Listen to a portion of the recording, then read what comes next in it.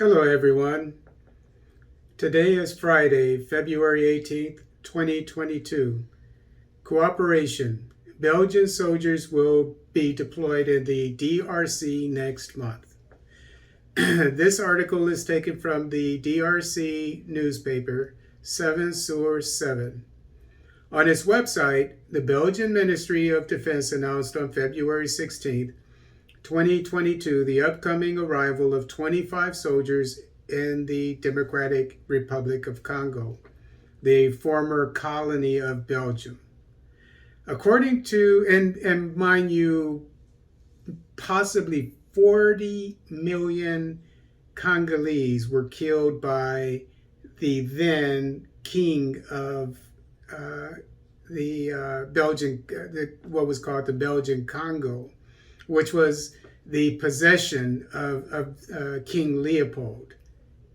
He killed maybe 40 million Congolese, and they're going to let the military of his country come and train their the soldiers of the DRC. Do they not have self-respect? Is there something I'm missing here?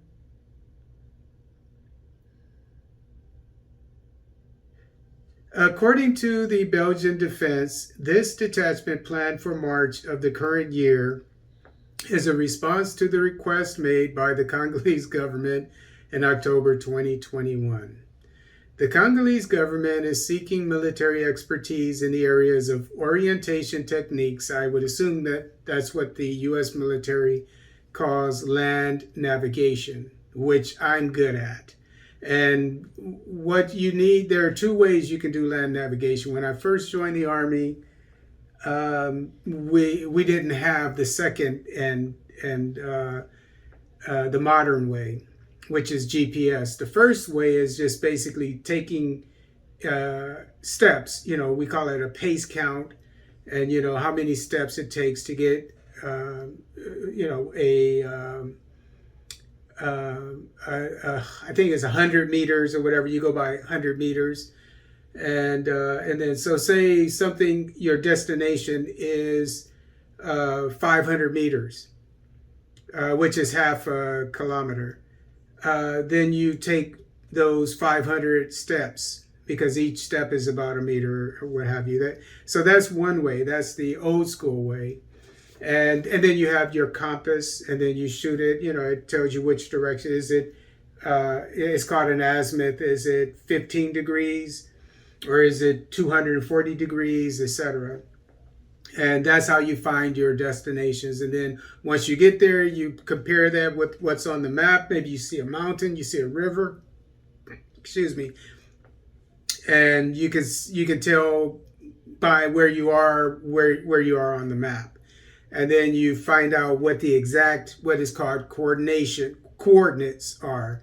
Going right is up and right, actually. But anyway, and then you can find out where on the earth you are, according to that map. And so that's the old way, and it's good to know it, because what happens if your GPS, which was invented by a black African American woman, by the way, you find out, if your GPS isn't working, the batteries or whatever run out or whatever. And then the other way is you have your GPS, and I highly recommend that every team in all African militaries have one. Maybe a team has 5 people, 10 people, I don't know, but have at least one GPS apparatus whenever it goes out on its missions, and that way it can tell right away what its exact location is, and then so that's seems to be the orientation techniques. And then it says emergency medical assistance. You can get any black retired, preferably retired medic, sergeant, maybe an E7, E6 like me or whatever, and they did it for 20 years, if not more.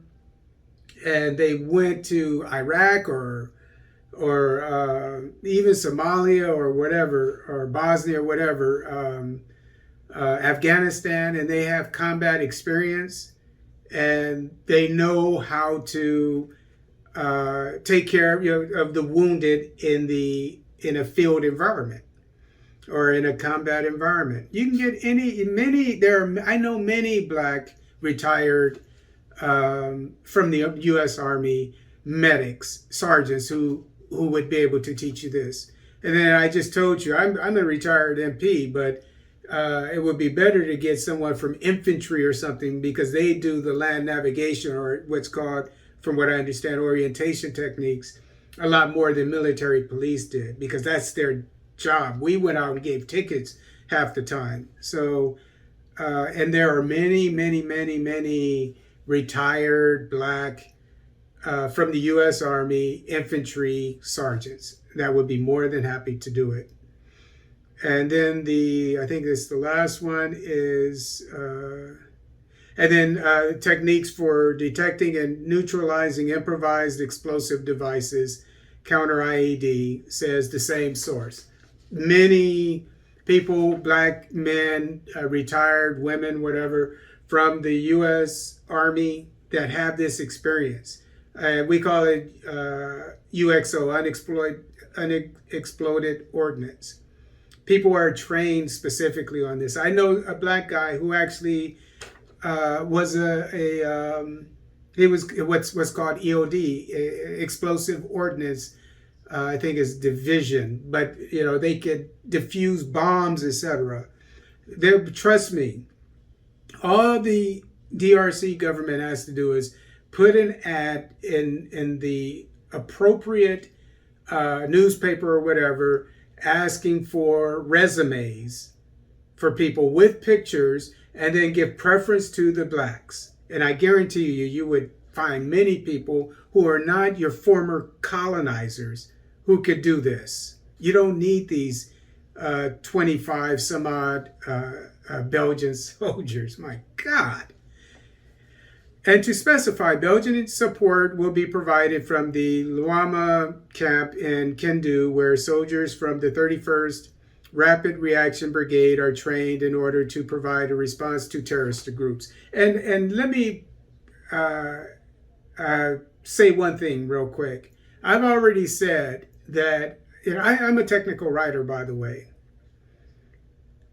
I've said over and over, I've given advice ad nauseum about how African nations should fight their insurgencies, and I've even offered to write a research report to any African government, sub-Saharan African government. I'll do it for free.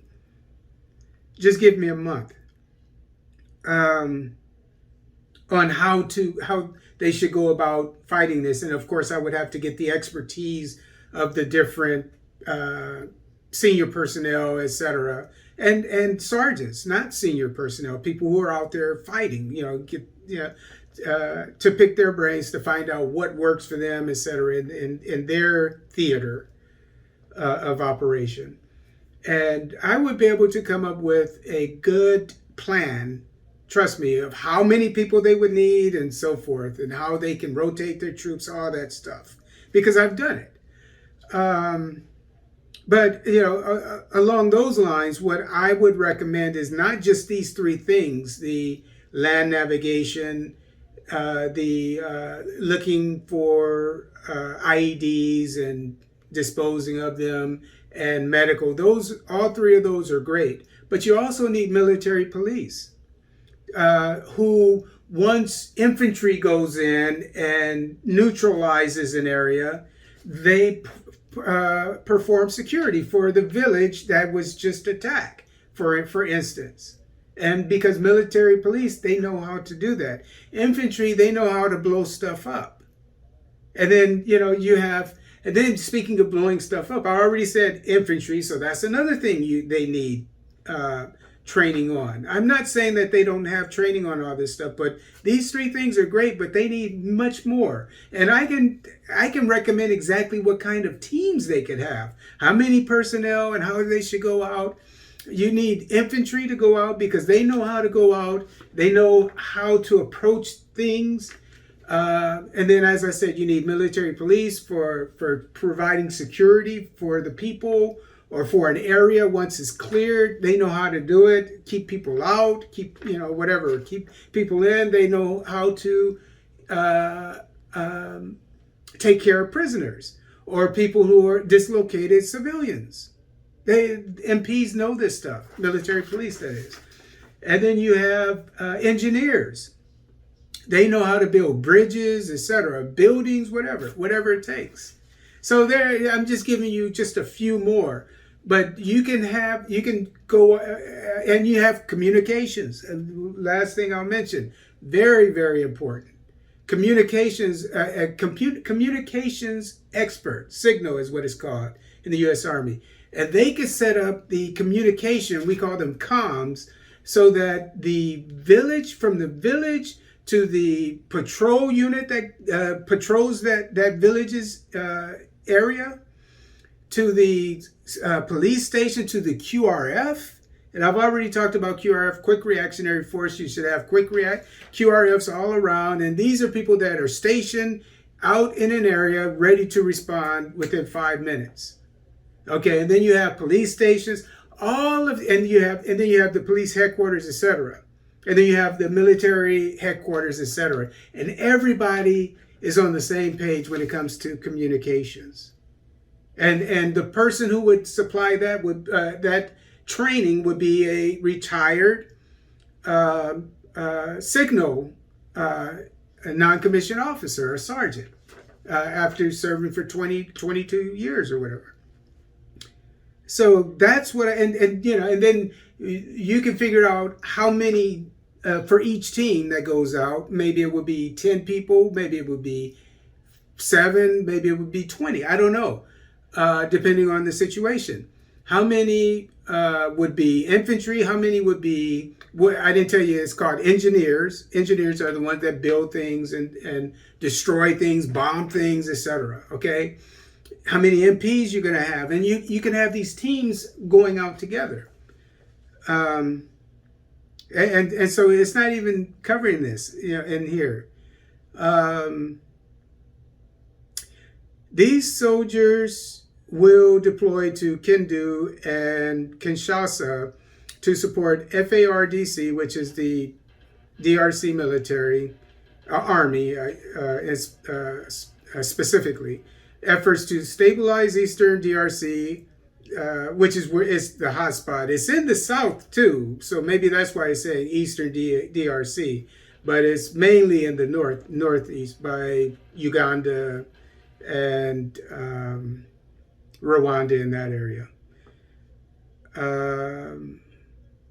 A process initiated nearly a year ago by the Congolese government against the ADF, and FDLR, and it did mention Codeco, which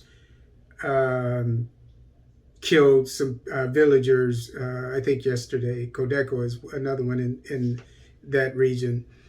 Both in Kindu and Kinshasa, Belgian soldiers will be deployed in 2020 to contribute to the stability of the country. Regional stability is of great importance, both for the Congolese and for our own country on the African continent. Impacts our security, terrorism, and our economy, piracy, as the Ministry of Defense of the Kingdom of Belgium. Remember that this deployment coincides with the arrival of the Belgian royal couple in the DRC. The visit of the King, the Queen, and a significant delegation, including the Belgian Prime Minister, is scheduled for March 6th to the 10th. And I'm going to just wait and see what is going to come about this coordination with the Belgian military. And I've already said, you give me any insurgency in Africa, you give me the right number of troops and the right equipment, I would be able to get rid of it within a year, including the one in DRC. Let's see if this new plan that they have. I'm just, I don't want to be too critical. Because I'm not there. But let's see, that how this transpires, and I really hope that it works. I hope it does. But we'll be, as we have been, monitoring the situation on the ground to see if our African brothers in the different nations are defeating their insurgencies, or if the insurgencies are defeating them, and in this case, the DRC.